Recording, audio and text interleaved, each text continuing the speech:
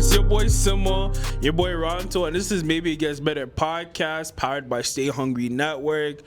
So as you can see, it's just the two of us, you know what I mean? Like the song says, just the two of us.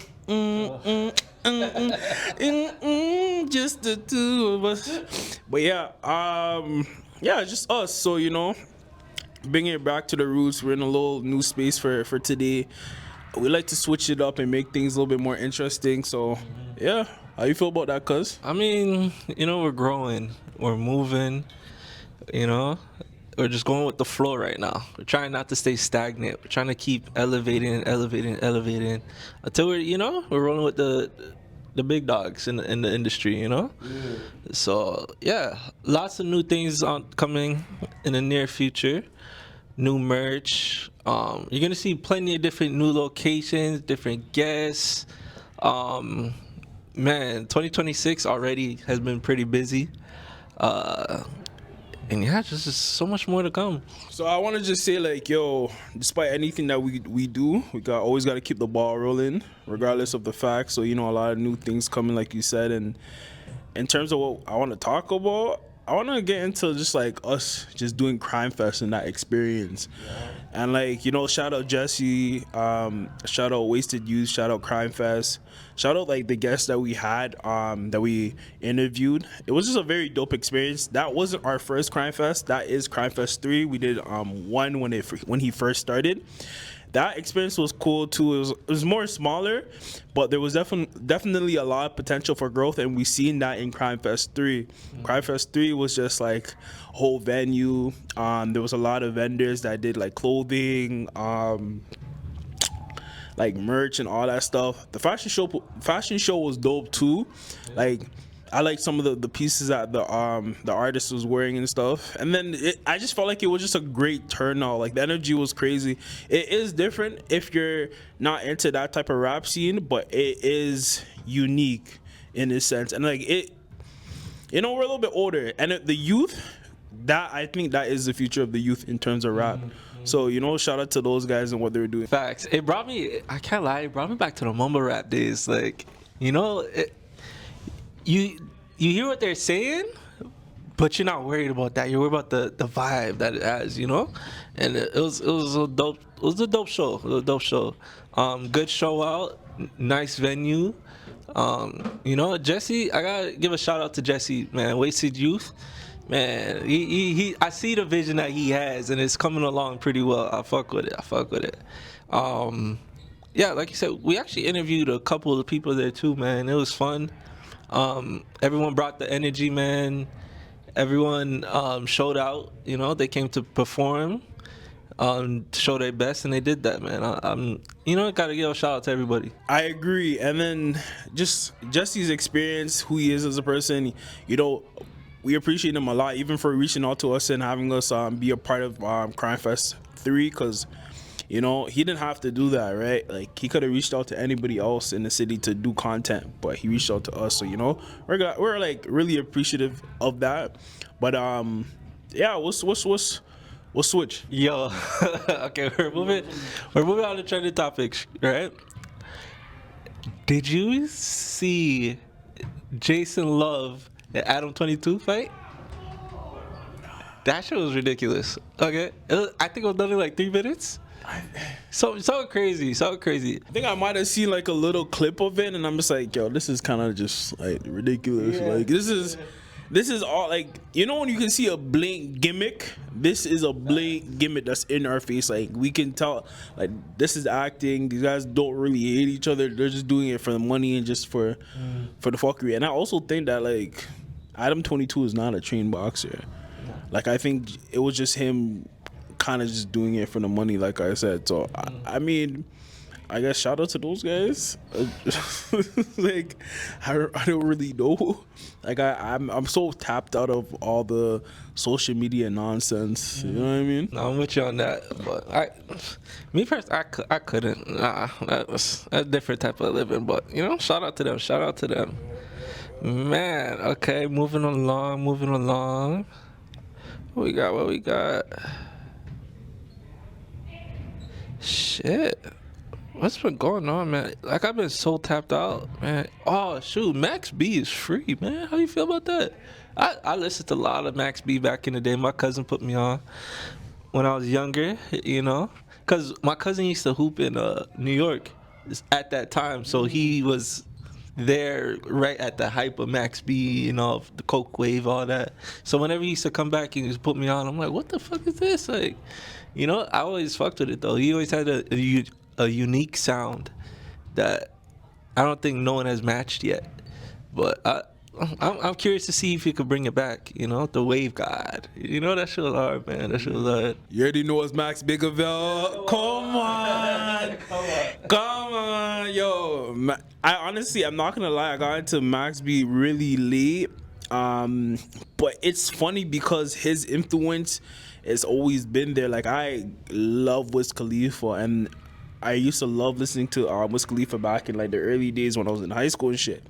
So, like, you know, doing my research about Max and just hearing his music, I realized, I'm like, yo, like, Wiz Khalifa took a lot of his sound from Max, or like the singing, like it's funny because the singing is not the best, but it works. Yeah. And I don't really know how to put it into words, but so once I realized that, yo, a lot of Wiz Khalifa's style wasn't influenced by Max, I'm like, yo, like, listen to Max B just made sense, right? And I think I found out about him maybe like 2 years ago.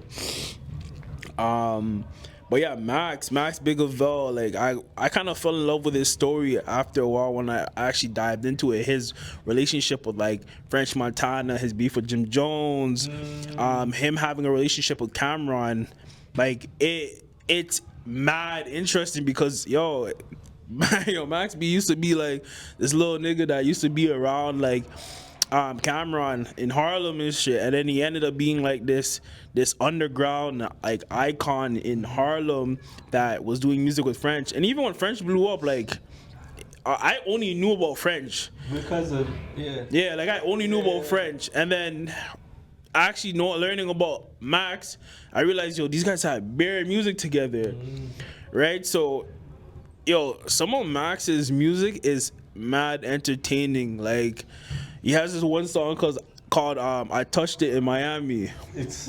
Brother, if you know, you know.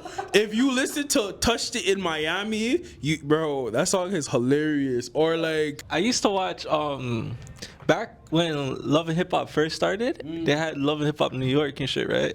So when that song came out, and Jim Jones' wife was on Love and Hip Hop. So when I put two and two together, I'm watching the show and I put two and two together, I'm listening to the song, I said, oh, this is so disrespectful. Like what the fuck? Like, I never heard nothing like this. I touched it in Miami. I said, what? It's a vibe.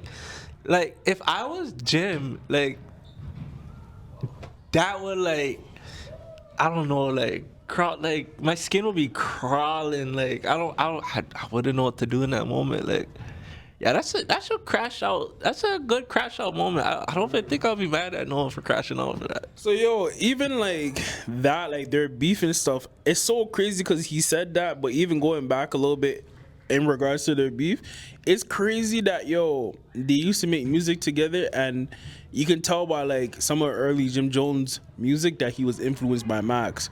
Like We Fly High, I don't think Jim Jones would have pulled that out of his pocket if it wasn't for Max. Really?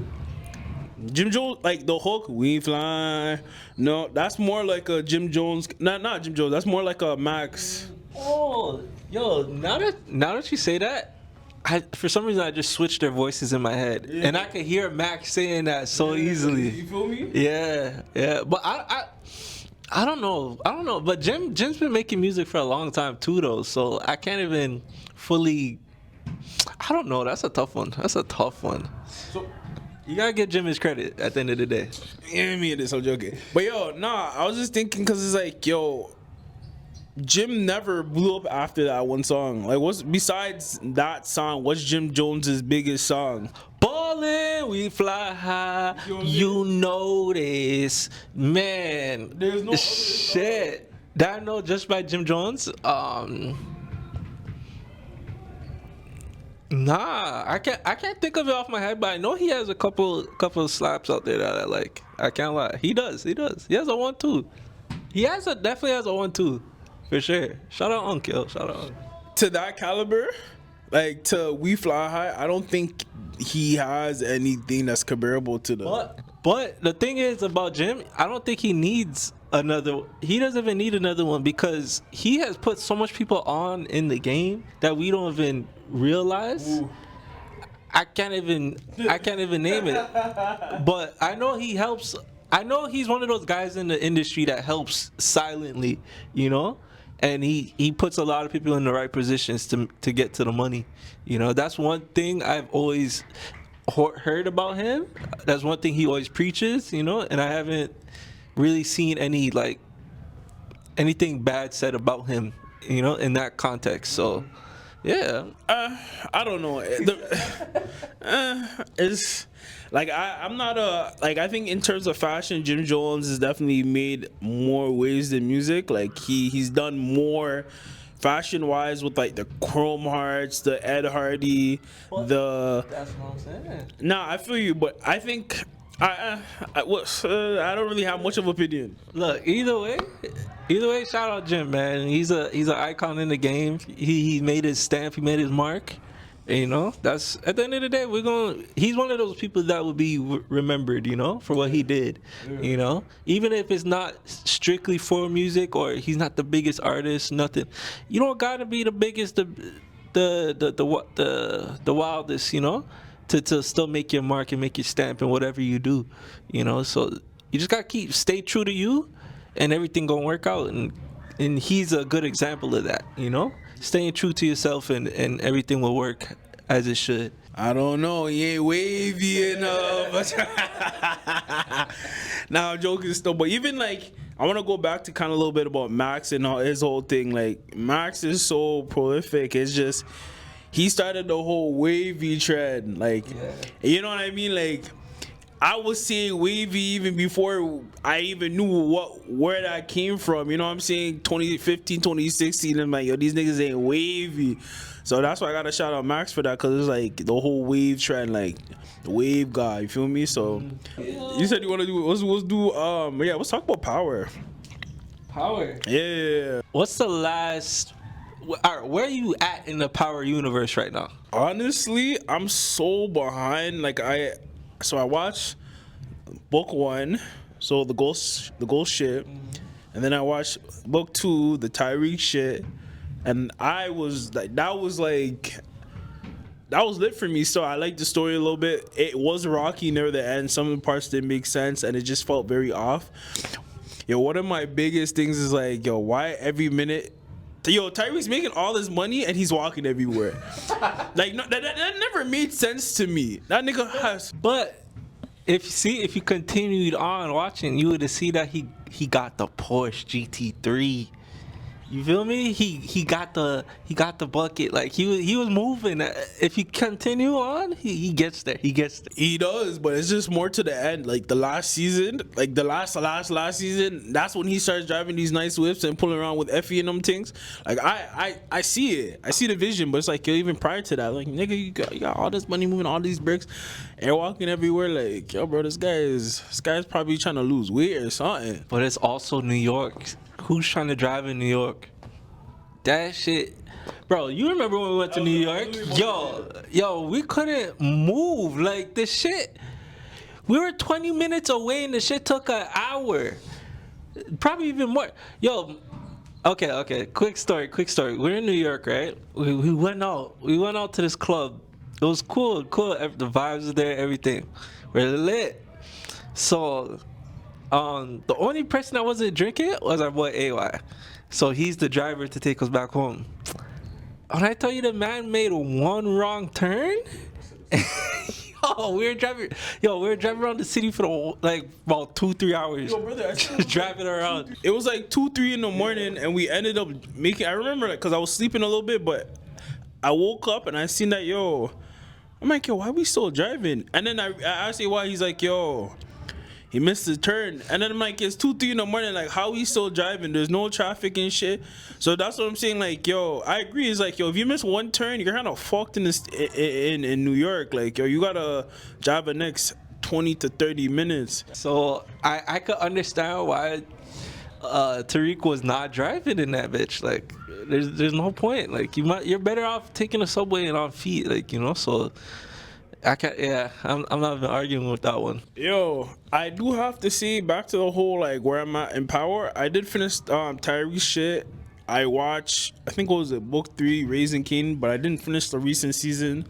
I kind of just got lost interest. I really liked the first season and like all the build up, but after that, it just kind of just felt repetitive.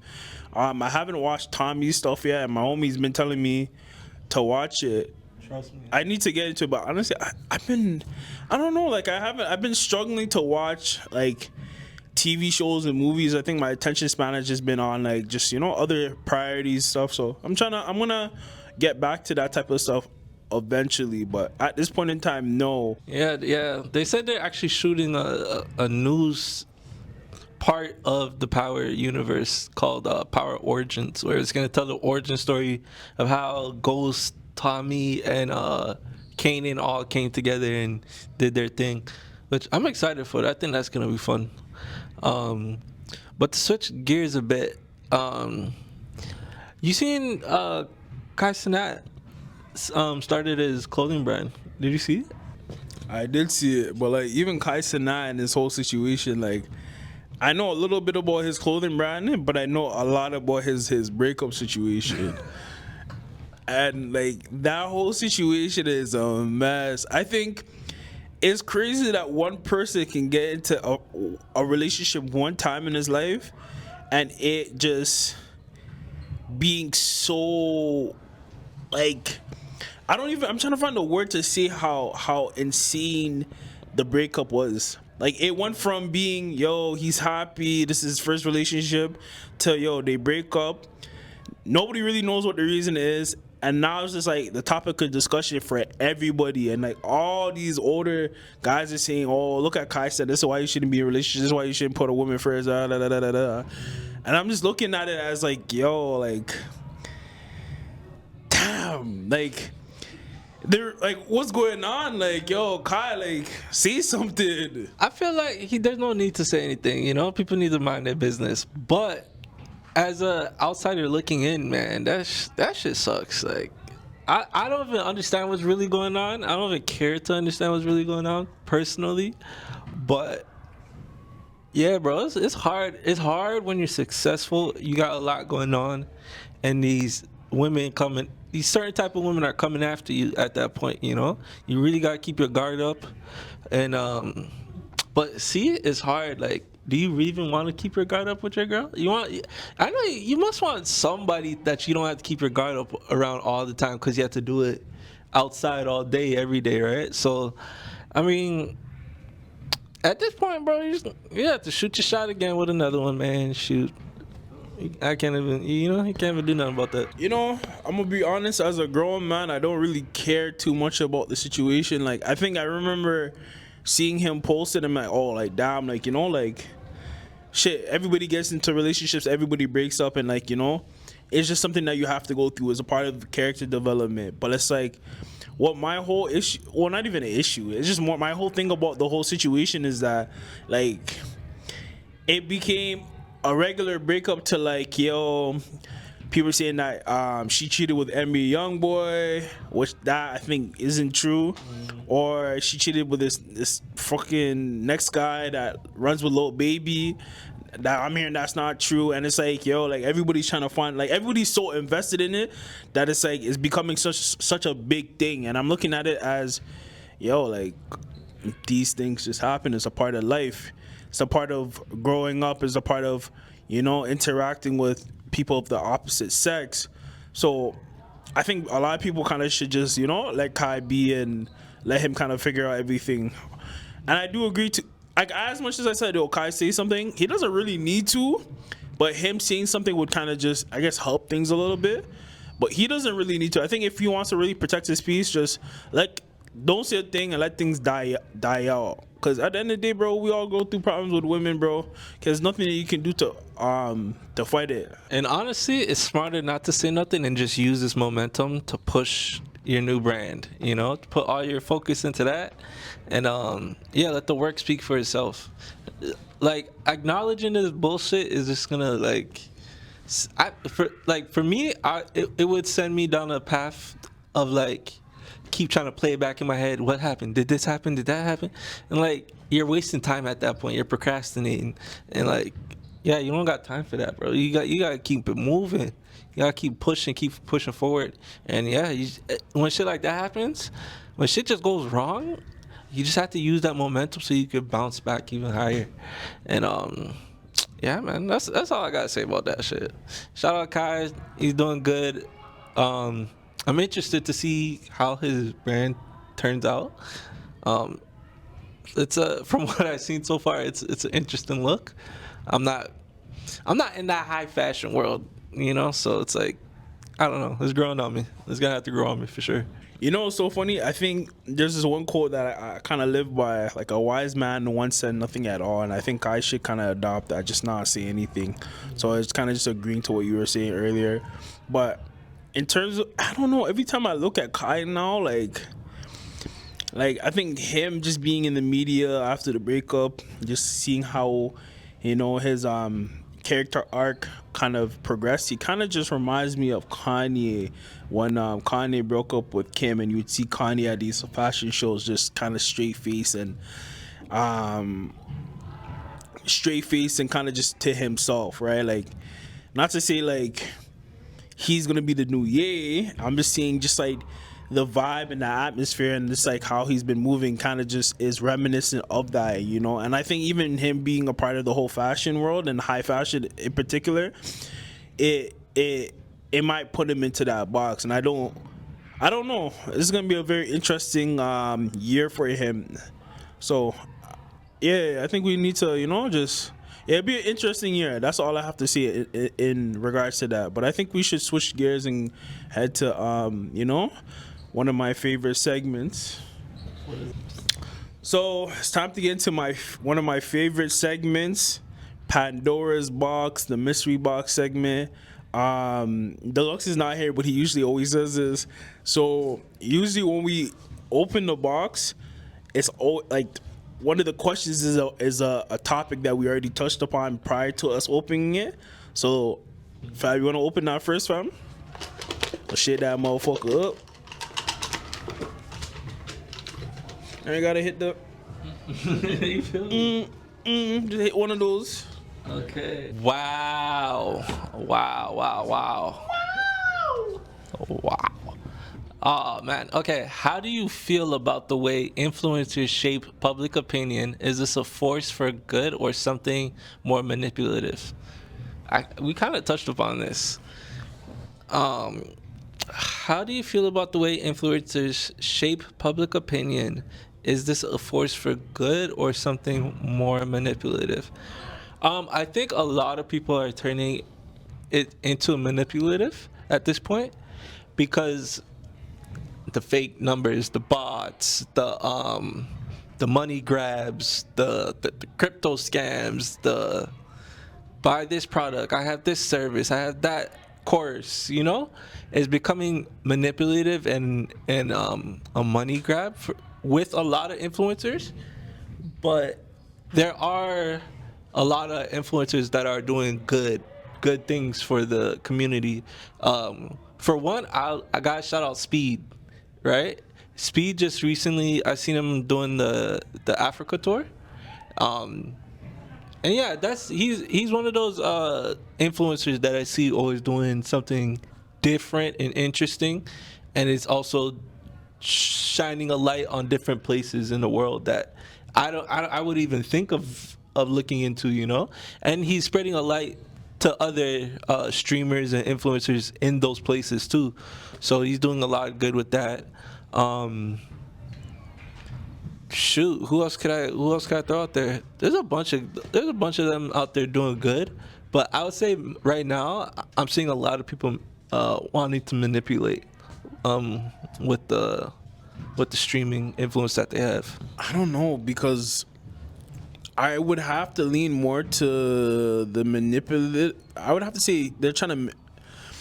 Like, I feel like where they're going with it is that it could be in the realm of being manipulative, but then also at the same time, it's like I don't think some of them realize the level of power and influence that they have.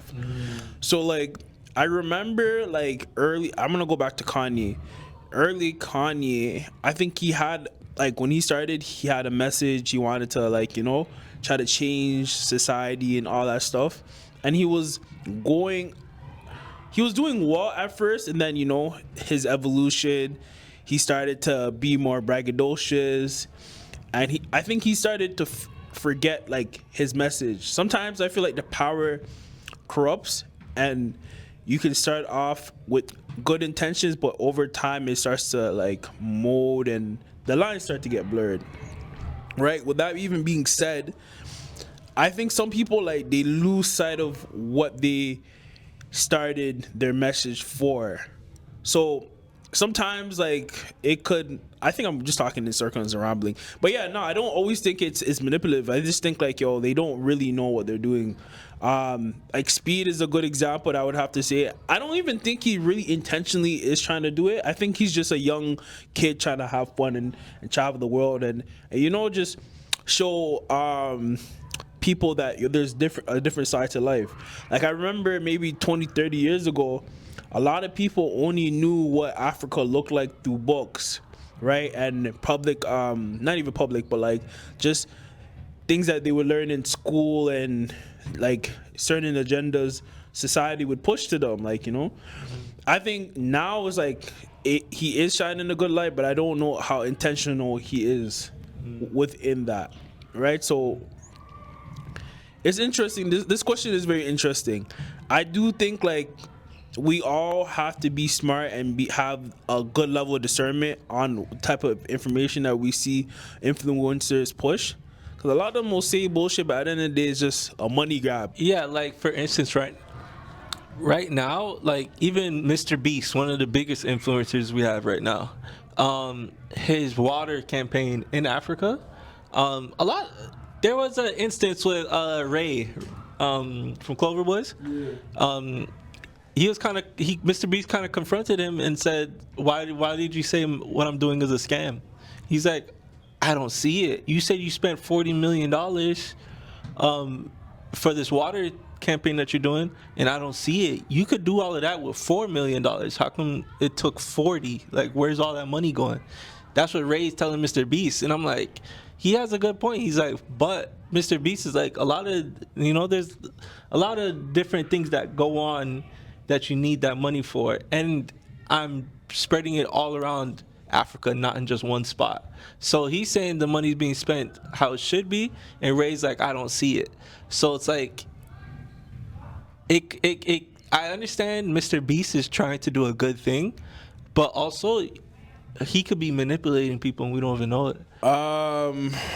Fuck, I gotta remember what my whole point was about Mr. Beast. No, honestly, and I think in terms of Mr. Beast and like the whole race situation, it's funny because a lot of things in the media or just certain things that we consume, it's half of what really goes on. So I think, in my opinion, I don't really know a lot of details about the situation. My opinion, I think Ray only seen maybe a clip or I don't think he did full research on the situation to know that Mr. Beast is probably doing more. Also, maybe Mr. Beast is not doing a good job at showing people that is where the 40 million is going. I think that's just my assumption after hearing what you said about this.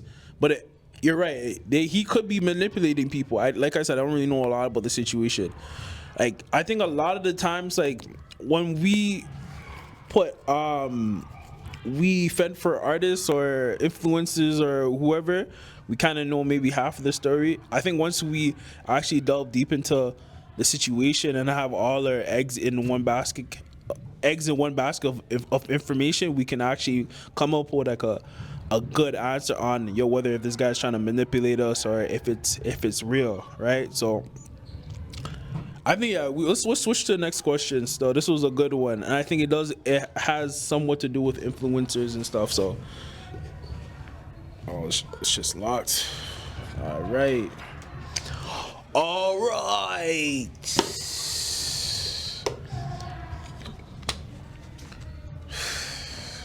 Yo, we need some new questions. All right. So the question says, "Is Ronto a whore?" Nah, I'm playing. Do you think social media has changed the way we approach dating and relationships? If so, yo, I think. I feel like we talked. No, we talked about this on another episode, so let's not use that. And honestly, we're not a Red Pill podcast. As a disclaimer. Let me see that. It's my term. Do you believe the government? This guy's trying to get us canceled. Do you believe that the government or corporations ever intentionally manipulate public perception, or is that just a polarizing idea? Yeah, let's get that. That's what I'm saying, yo. Man, I'm just trying to get us canceled, or have no people them scoop us. All right, next question. Do you think the true role of sports? Let me read that again. Do you think the true role of sports in society is beyond entertainment?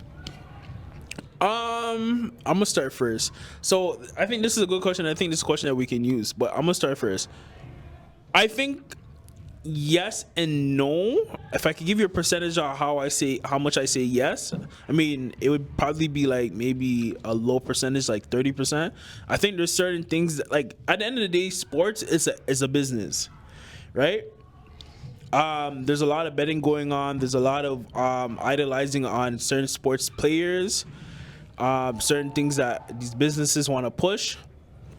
So I think, I think it's trying to push a certain agenda that we may not fully know. Can I give you an idea what that agenda is? Not really, because I'm not really a big sports person anymore. But like, businesses have always been shady. You know what I mean? It's always been about money. It's always been about certain things that we don't fully understand. And yeah, but to the no part of what I was saying is, I think, yo, some of these guys just go to the court. They go to the court, football team. What am I saying? Go to the court, go to whatever practice, and make their money and just do whatever they gotta do. You know what I mean? And like, I think to the players, it's more so just to push like certain aspirations, certain things, to show them that you can make money, right? So to the players' point of view, or my point of view on the players, I think it's a good thing. To the businesses, I think it's more so like there's certain agendas being pushed that we don't fully understand. Like, remember Jay-Z and like the whole I think it was the whole Super Bowl thing. Remember, like, Cap was standing up and kneeling. I think he was kneeling. Yeah. He was kneeling. That became a whole thing, and black people were outraged about it. Like, and most of the time it was just these like big sports team businesses or sports team owners that are behind a lot of these shady things that are going on, right? So I do think it's still there, but it's weird. What do you think is the true role of sports in society beyond entertainment? Man, in my opinion, I say sports is a distraction for society. It keeps. Oh man, this makes me want to go into like the conspiracy theories and shit, because like a lot of people say sports is just a distraction for us to not pay attention to what's really going on in the country. You're so excited about LeBron scoring 30 points or Tom Brady winning another Super Bowl that you don't even realize that an election's going on. And then you miss the election, and then you wonder why the laws in your city are the way they are, or you can't do this no more, or this is illegal now, you can't even do that no more, and then you're in hot trouble because you didn't even know. And sports is one of those things that distracts us from that, from knowing these types of things. And like you said, there's so many scandals and stuff going on with these players in these organizations that they cover up and clean up and doing all types of craziness, you know. So, is it more than just entertainment? Yes, I would say entertainment's the main factor of sports, but I think it's deeper than just pure entertainment and playing the game. You know, a lot more goes into it. A lot more comes out of it. So, yeah, it's a lot. I think I don't know. It's just entertainment. Like I don't, like I said, I don't really pay attention to that stuff, and like maybe I'm just being ignorant in my opinion to some degree. I don't know. Like you said, there's a lot of scandals that goes on, but like I think to a lot of these players, they seen the prior generation of players do these amazing things, and it gave them aspirations. And I think entertainment, like sports into like entertainment, there is positives. It gives a lot of black, or just not even just black people, just like males, females, things to aspire to. You know what I mean? So that's why I even said no, because it's like, yo, there's still a great positive look on it, but then the negative is still there, and it's still an underlining thing that to some degree we don't know. Yeah, and to add to that, like how we're speaking about the influencers before, a lot of these athletes gain a lot of influence in society, and and a lot of them are doing good with that. They bring light to certain topics, certain problems in the community. Like for instance, back during COVID and when George Floyd died and all that, the NBA, for example, they wore the shirts Black Lives Matters and had each player had their own message on their jersey or something like that, right? And on the court they had different messages. So yeah, these people and organizations have a lot of influence in the community, and they do good a lot of the times. They got a lot of programs and stuff that help out the inner city youth and things like that. So yeah, it's definitely more than just entertainment. It's a full around businesses, corporation that keeps the world moving. Like even soccer is like one of the most highest paid sports in the world, right? Everyone around the world watches soccer. So the entertainment aspect, now that we're talking about it, the entertainment aspect is the cookie crumbs of the whole thing. Like, and then we didn't even like looking at the Olympics and all that. It's way more than that. It's way more than entertainment. It can give you a sense of pride. When it comes down to country even. Because the Olympics come into play, everyone's representing their countries, everyone's representing where they're from. It becomes way more than just entertainment. And yeah, I'm glad we have sports. It's a good outlet, I'd say. We do talk about a lot of bullshit, but we do talk about some real shit. So let's get into it. How's your mental health? I'm gonna have you start. I remember I used to skip this question a lot when we first started. I used to be a master at it. I asked the question and just but shoot, my mental health right now, I'm gonna say it's an 8 out of 10. I'm gonna say an 8 out of 10. Yeah, man, these past couple of weeks have been good so far. I've been making a good amount of money. I ain't complaining. I just been on the grind, man. Been on the grind. And fuck, it's cold outside. It's fucking cold outside. It's fucking cold outside. Like I like, yo, I can't even explain this shit. But I don't know. It's like putting a battery on my back to get this hurt. Yo, go outside, do what you gotta do. Hurry up and come back in. It's a different type of push. And yeah, I'm trying to like keep that energy going. I want to keep it going all through the year. So far I've been trying a lot of new things that I wouldn't necessarily have been willing to try before. Um, I'm starting to go out to different places. Um, and yeah, I'm just trying to expand my horizons, for lack of a better term. Um, and so far so good. I can't complain. It's funny that you said that because I feel like I'm on the same wave, but like I for the last couple weeks or since the year kind of even started, I said, "Yo, actually, just a little context."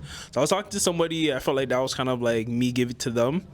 Now, like it gave me a new perspective on life, and I kind of came to this realization that being out of that situation with that person, I want to feed my soul more, get into things that I like, and do new things that I'll start to like.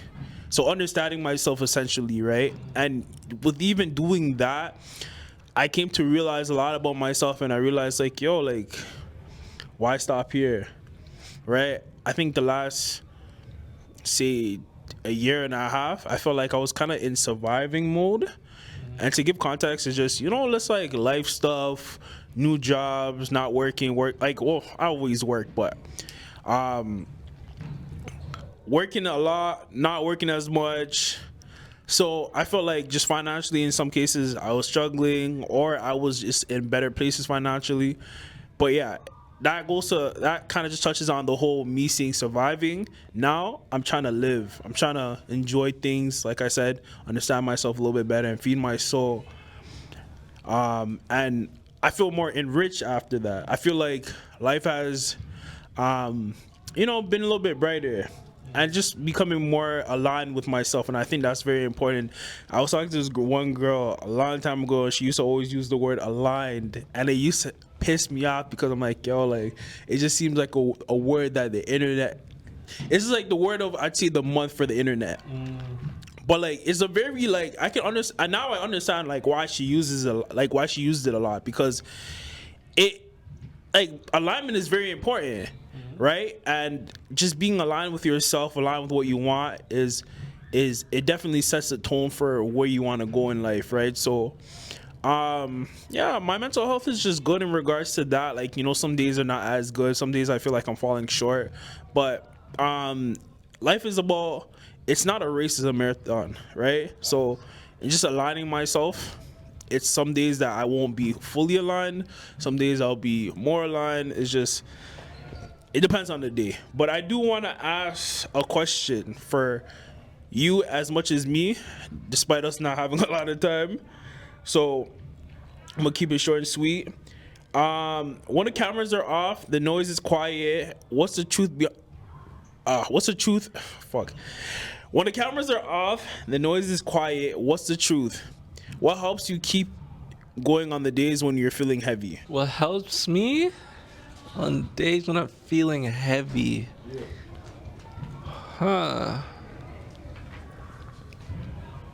Solitude, I would say. Solitude. Yeah. I need quiet. I need darkness, and I just need to be by myself. And not like, I'm not sitting in no pitch black room crying to myself. No, I'm not doing that. Like, but like, the dim lights, not too many lights on. I'll probably light a candle or two, just dim out the whole place. And then I'll probably like either listen to music or watch my favorite show. Some just lighthearted, and nothing too serious neither. Just so I could have time to clear my thoughts and decompress and think about what's going on. And then, yeah, I try to face the problem head on, and then try to rewind, see what I did wrong, or see what went wrong, or what caused me to feel the way I'm feeling. And then I like slowly unpack it, and then just give myself some time to be, if that makes sense. Yeah.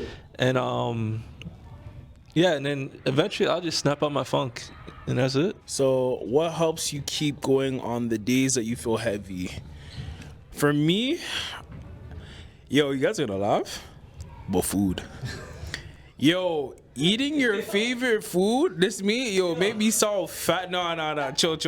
This make me sound fat, But yo, I think it was yesterday. Yo, yesterday I was like, I wouldn't say I was having a bad day. My day was good. And then, like, you know, you get like a piece of news and it kind of ruins your day a little bit. Yo, I said, yo, let me get my favorite sushi. I don't even care how much it was, how far it was. I said, let me get my sushi. Yo, I got my little glass of wine. Watch local TV a little bit because I got distracted. I'm not even gonna lie to you. Listen to my little music, and yo, my day was blessed. Like, you know, I think stuff like that, when the world's kind of like making you feel insignificant or small or whatever, and like you just feel like you have the weight on the world on yourself, like do little things that make you happy, you know what I mean? Especially in moderation, because I don't want to say that and people run with it and be like, yo, I just ate like a 30 piece of nuggets just because I was feeling depressed, and you know, now I have a stomach. Like, no, that's not what I'm saying. But I feel like do little things that make you happy, that is healthy, and that won't make you expand like a blimp. You feel me? Or you're overdoing something, right? That has been our episode. Maybe it gets better podcast under Stay Hungry Network. This is your boy Sima, Your boy Ronto, and we out.